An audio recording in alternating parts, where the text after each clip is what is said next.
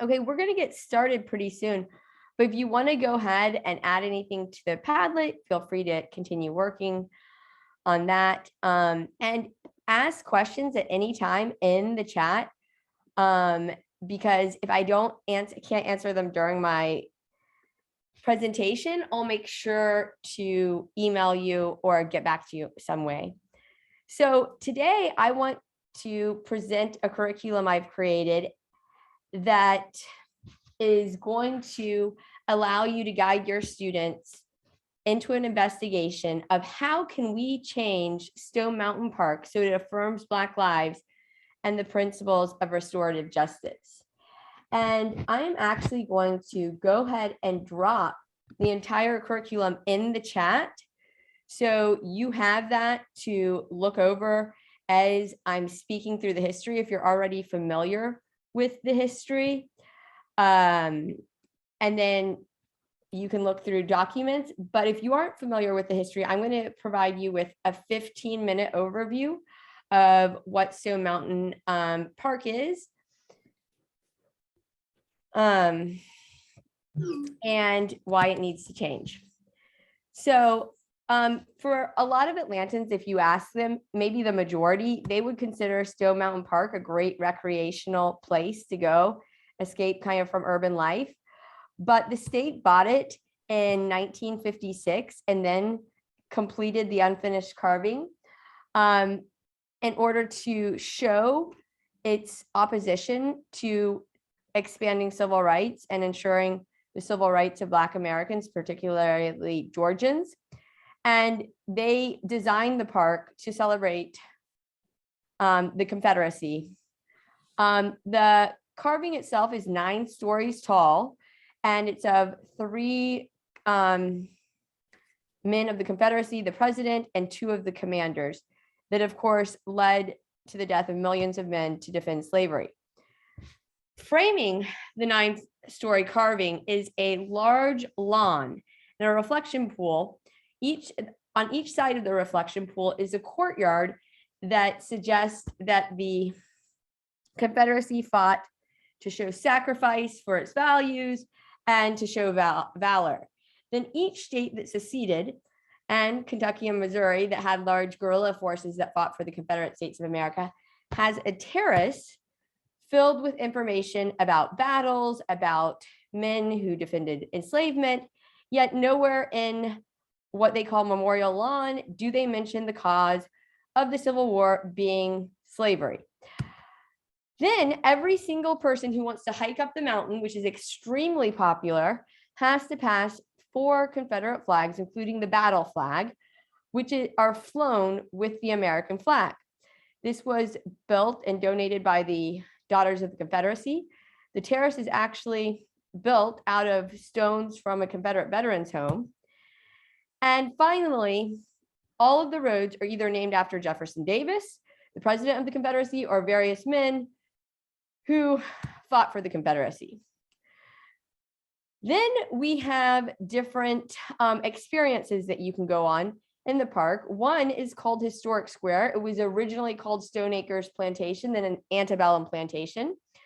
The intent when they created it in the 1960s was to create a historically accurate version of Tara, even though Gone with the Wind is a fictional book.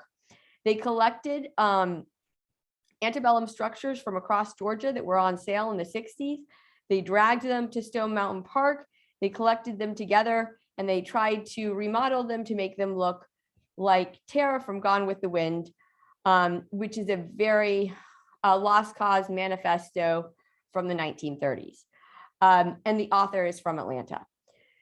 Since the Charlotte massacre in 2015, it was renamed to Historic Square, and it's slowly been updated, yet it still does not tell the full story of the antebellum period, particularly the violence of slavery.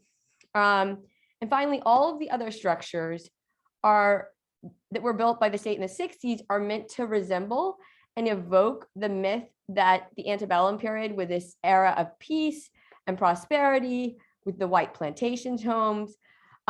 Originally, this is Confederate Hall. Originally, it had one of the largest replicas of the Battle of Atlanta. Luckily today, it's an excellent natural history museum. It looks at the geology.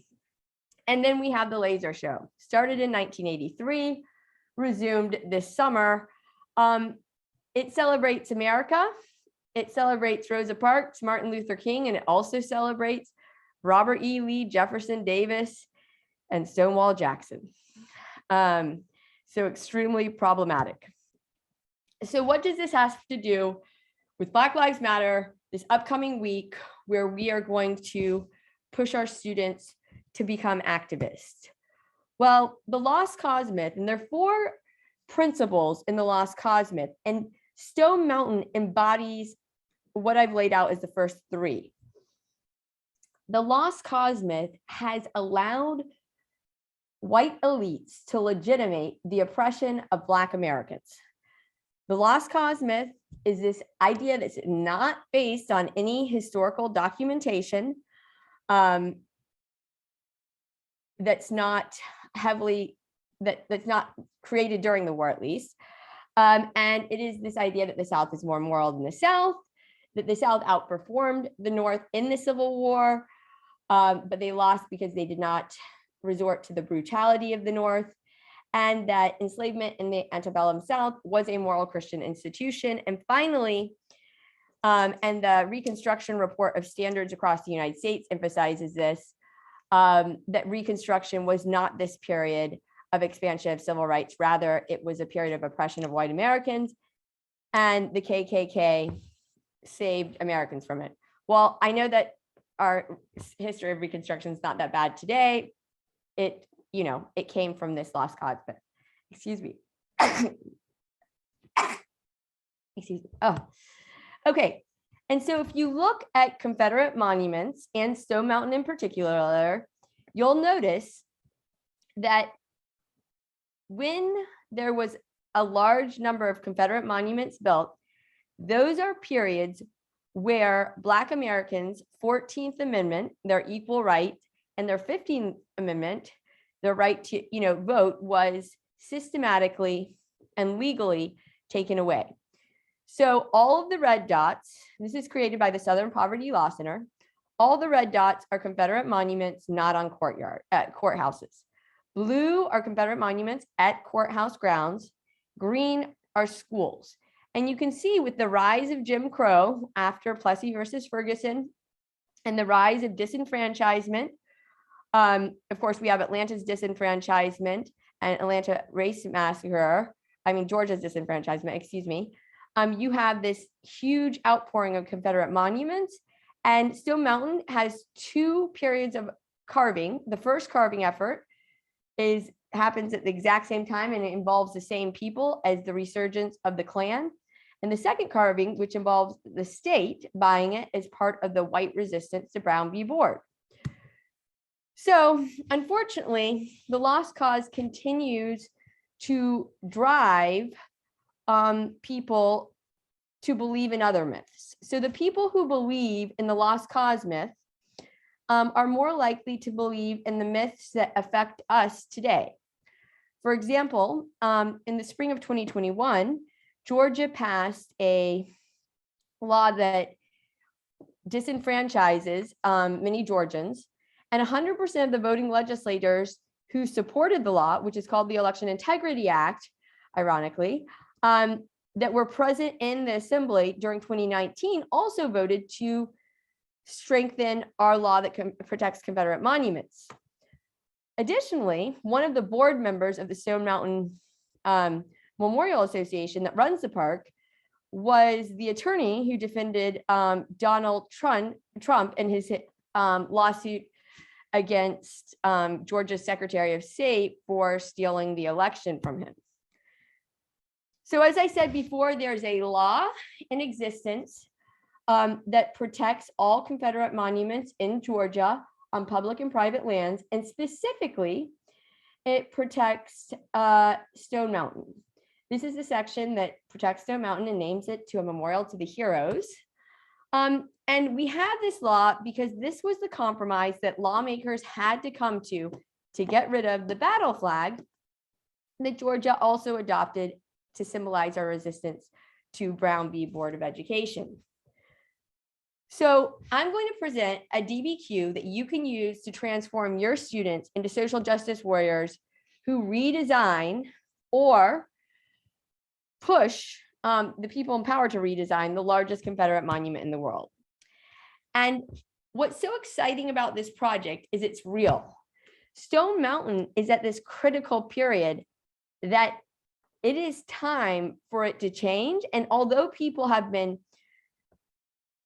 protesting since it was, first suggested, now the area around Stone Mountain is predominantly African American.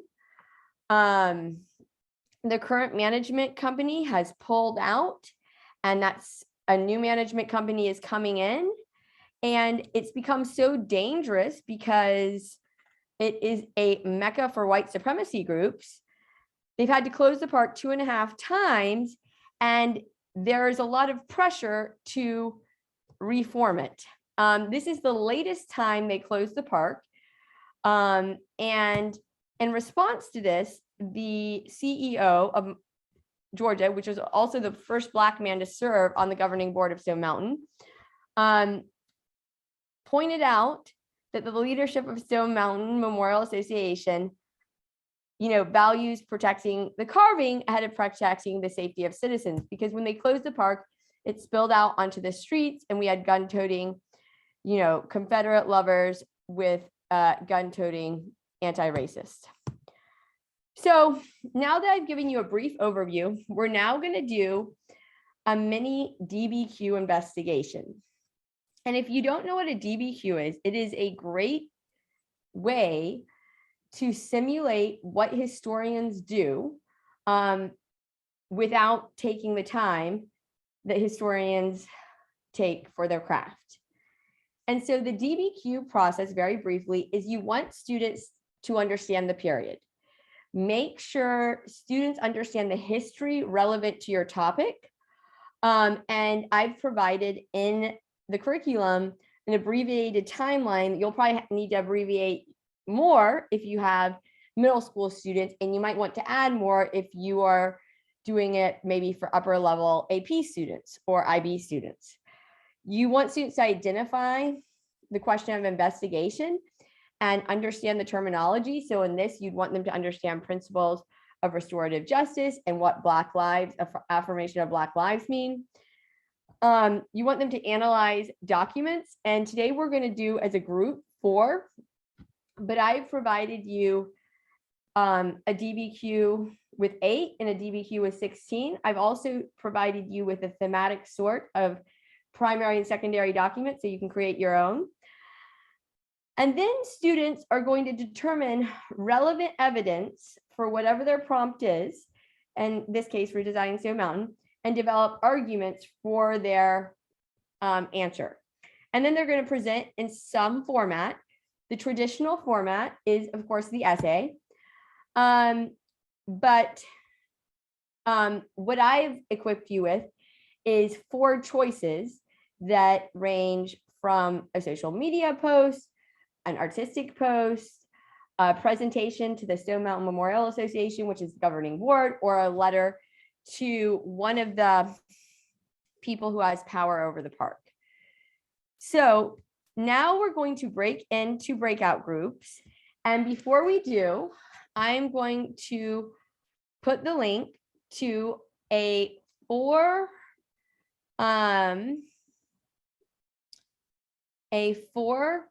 document DBQ. And once you get in your groups, you want to read through the documents, and then you might want to discuss them, and then start brainstorming what, oh, perfect. Thank you so much, Deborah. Start brainstorming ways that we can redesign it. And if you notice on the Padlet, I've already put some ideas that have been proposed that might help you, that might guide your response. So are there any questions before we delve into breakout rooms?